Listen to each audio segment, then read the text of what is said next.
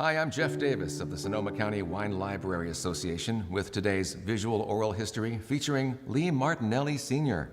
And Lee, thank you for inviting us to this incredible man cave you have built. You're welcome. Glad to have you here. Yeah, we have a lot of our ancestry's vehicles here, tractors, saddles that we've collected over the years, and we have them all kind of in one spot so we can look at them and enjoy them. Gosh, going back 100 years, it seems like there are some things in here that could be that old.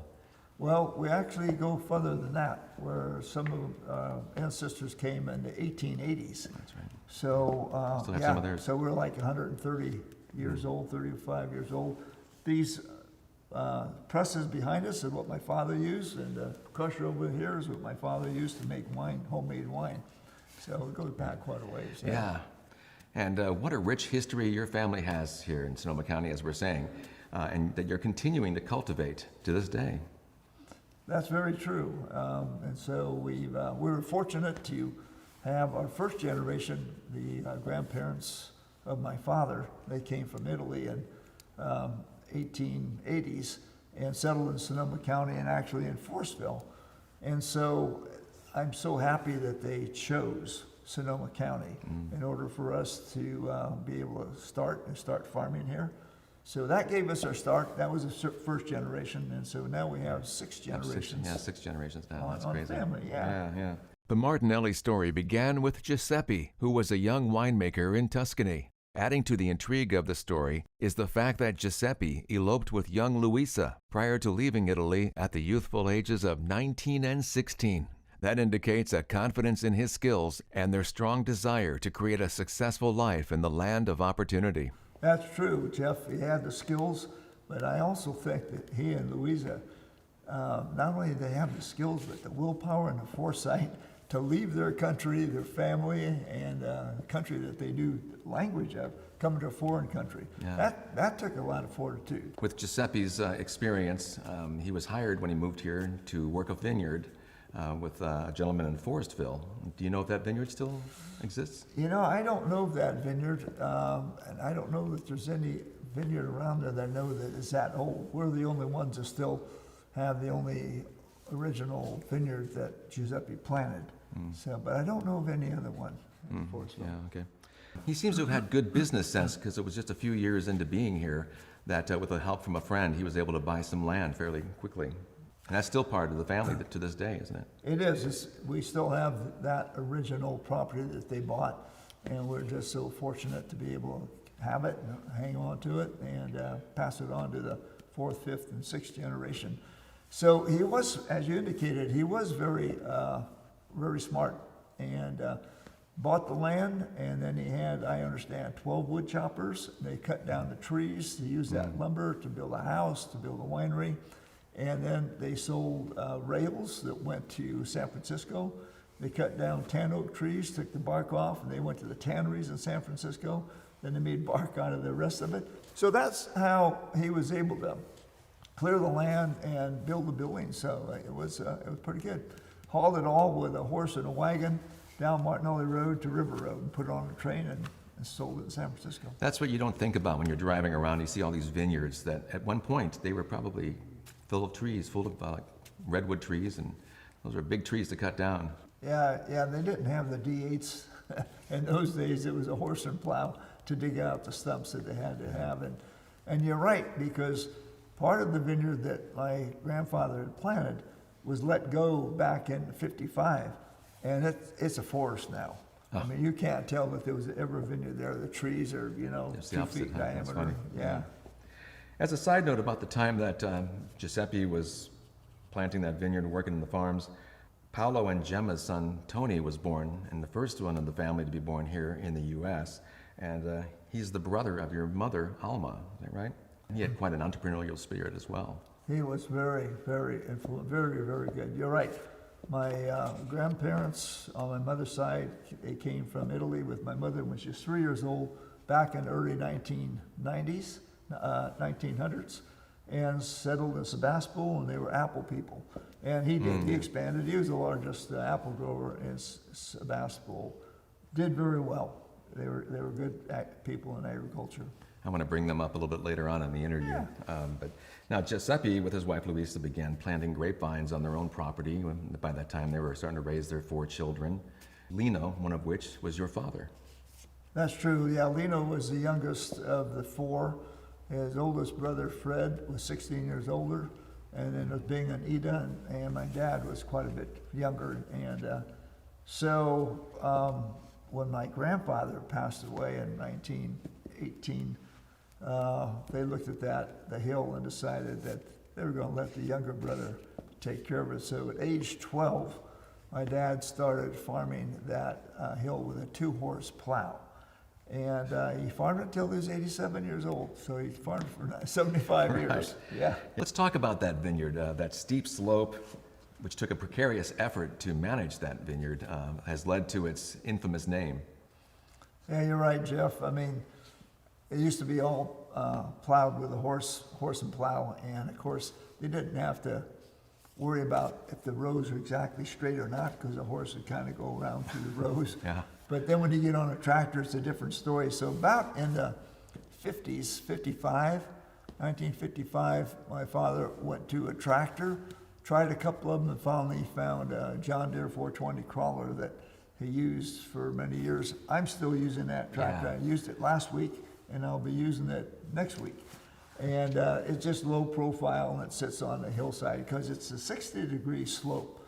Yeah. And it really is steep. So my granddaughter took and welded on the tracks, a metal track. So you got the metal tracks and the cleats slide downhill. So she took and put a piece of metal, welded one in the middle of the track, so it gave it a grip. And so now the tractor really stays on the hill much better than it used to. Yeah. And much like your father, you're the only one who's driving it now, right? You don't let your sons use it? I'm the only one that drives it. I don't know that anybody else wants to. They all keep talking about, what are we going to do? We're looking at a grass that stays really low, and then it dies in about June. And so they're looking at other ways to have to keep everybody off that tractor. But in the meantime, I feel the tradition to keep farming. He ran that tractor until he was 87 years old? 87 years old when he finally stopped and said, Lee, I'm through. That was 1992. And he says, you can take over. So in 1993, I took over. And when I got through the farm, being a little kid on that hill, pruning, suckering, hoeing, picking grapes, it was always steep. Yeah. When I got on that tractor, it really got steep. So when I got through disking it, the first time I disced the hill, I told my dad, I said, well, we're not selling those grapes out. We're going to bring them to my winery. And so our first finish for Jackass Hill was in 1993. Wow, that's great. Yeah, we haven't mentioned the name of the hill yet. Oh, You just did, yeah. Jackass Hill. And it was named that because, was it your mother? Or? Yeah, so Jackass Hill, my mother passed away, my dad remarried, and his wife came up the hill, and she wasn't used to a farming life. And when she went on the hill and she looked at it and saw what my father was doing on a steep hill with a tractor, she told him, she says, you've got to be a jackass to farm this hill. So those grapes were sold to William Salem, and they went to Sacramento State Fair, and they won sweepstakes over everything. So they asked my dad, what should we name it? He said, well, let's name it Jackass Hill. So they did, and he got a plaque, said Jackass Hill, and then when I farmed the hill, we brought it to our winery and made wine. We didn't know if we were going to be able to get that label accepted by having Jackass on it. So we sent it into the government works. We got it accepted, so that was Well, good. it's because you were raising donkeys on that. That could have been your story, right? Yeah, there you go. True. Anyway, it's been good. And you have Zinfandel and Muscat of Alexandria that's been planted there the whole time, and you're still growing that, interestingly, those grape varieties. You're right, we're growing both of them, and the old Zinfandel, and it's all solid Zinfandel, there's not any of the red grape, just all Zinfandel and Muscat Alexandria. So the question is, why are the grapes, the plants are mixed up? They're not like this whole row is Muscat, Oh, really? The Muscat is just dropped here and there, and we don't know why that was. We will never know why it was, because the Muscat ripens about 2 weeks later than the Zinfandel does. And you know, typically you'd think you'd want to have them all in one spot. So and my father said they never did put Muscat in with the Zinfandel. It was always separate. So then my theory is, whether it's right or wrong, is that the grafters were grafting Muscat someplace else and got the wood mixed up. So when they went to the hill, they got the Zinfandel wood and the Muscat wood mixed up, and that's how we got it. That makes sense. But we do make a great Muscat wine, a dry and a sweet out of the Muscat. Yeah, that's very unusual for this area. Yeah. You don't see much of that.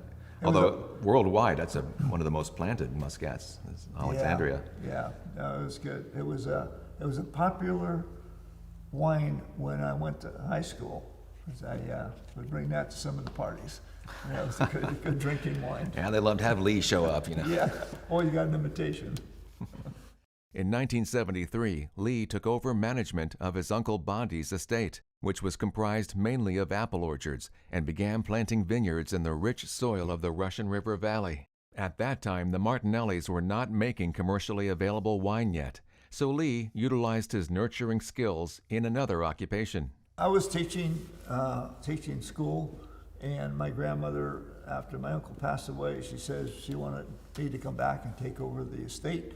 And so I gave it some thought, and then I said, okay, I would. And so, yeah, it was farming, which I used to farming, but it was apples. And and it was a big scale of apples. I was used to grapes. So I took it over, and then I started converting. So I've been farming now 55 years, and so I started converting apples into grapes for probably 45 years, because they were big old trees and they weren't economical. But apple orchards are great. I mean, I do like them. They have a great environment about them, but we had to keep up with the times. And so, yeah, we put in grapes.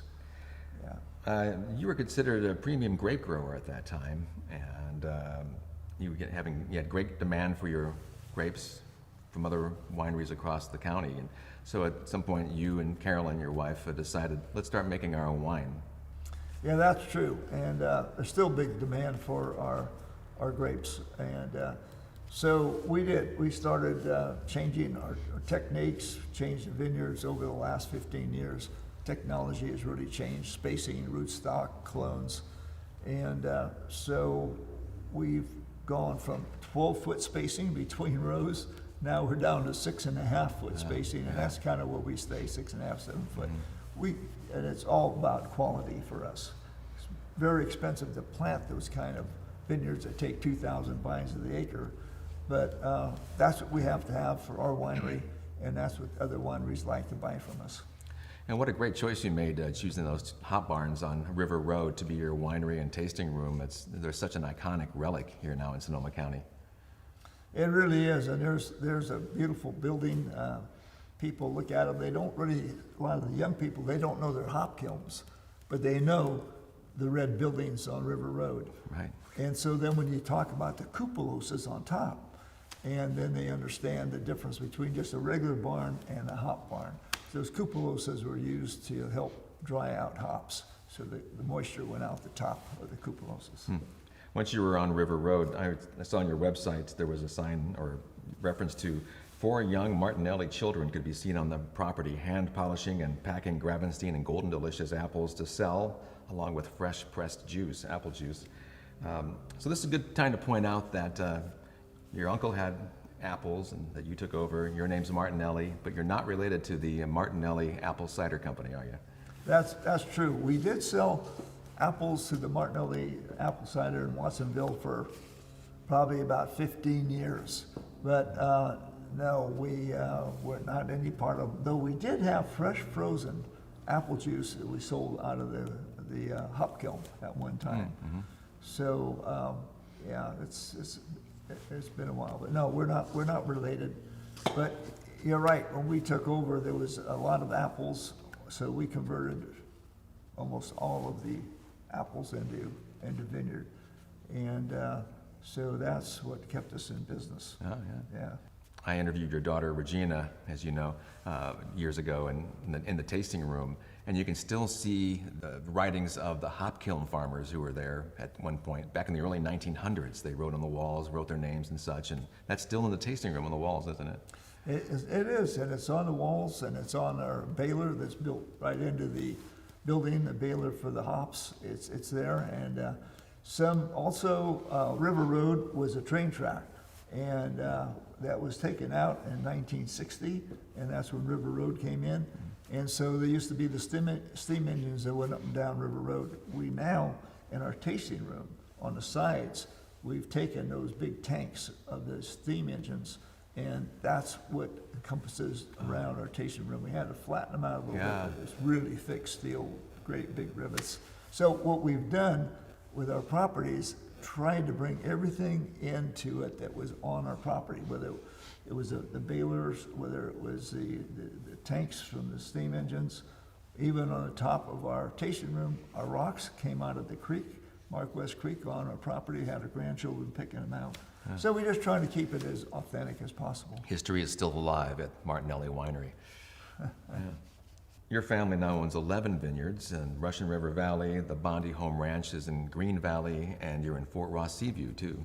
Yeah, you're right. We're 3 different appellations, and that's what's really nice, because you can have some of the same clones in the Green Valley, Russian River, and Fort Ross Seaview AVA, and those clones taste different according to that soil, location, and everything else, and that's what's really neat about it. It is. And then it's fun trying to decide on a new vineyard what clones you want to put in there, trying something new. How's it going to be on that soil, in that location, in that climate? And it takes you at least 6 years or 8 years to find out if you plant them. Yeah, but it's the fun part. Yeah, it's just enjoyable. That's a long time ago. Darn, it didn't work. Let's do something else. Then you got to tea-bud it over, and but anyway, it's a challenge.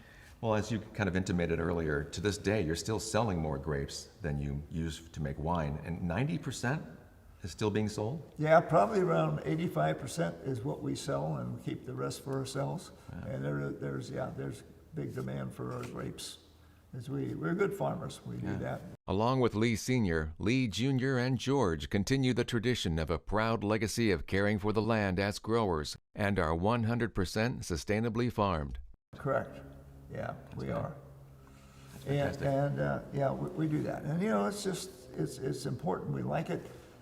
We have these vineyards that are 135 years old that my grandfather planted, and they're still producing, so we're sustainable.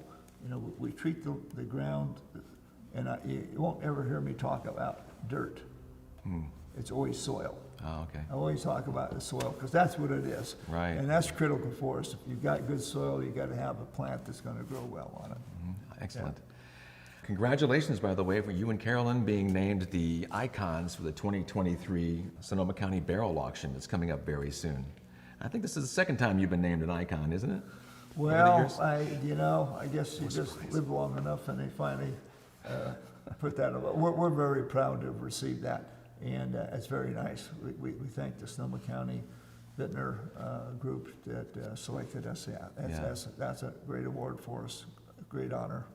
Speaking of respected people at Martinelli Winery, by a chance encounter one afternoon, Lee and Carolyn met talented winemaker Helen Turley and hired her as a consulting winemaker in 1992. With her husband John Wetlaufer, they designed and planted a number of new vineyards for the Martinellis. Helen was one of several talented ladies who would oversee the winemaking process at Martinelli. In 2011, Helen's friend and founder of the Napa Wine Company, Aaron Green, took on the role of consultant. Alongside of Helen and Aaron, Australian Brian Kwame was the winemaker from 1997 through 2017. 2 years before Brian's departure, in 2017, Courtney Robinette Wagoner had signed on with the Martinellis and remains their current winemaker, in addition to Aaron's ongoing consultation. It's great to tell your story and let people learn about it. Thank you for sitting down with us. Well, it's been great. Enjoyed it. Thank you, Jeff. Good questions, good time. If you have any more Your history questions. made it easy for me, I'll tell you that. Well, thanks for watching this visual oral history from the Sonoma County Wine Library Association. I'm Jeff Davis.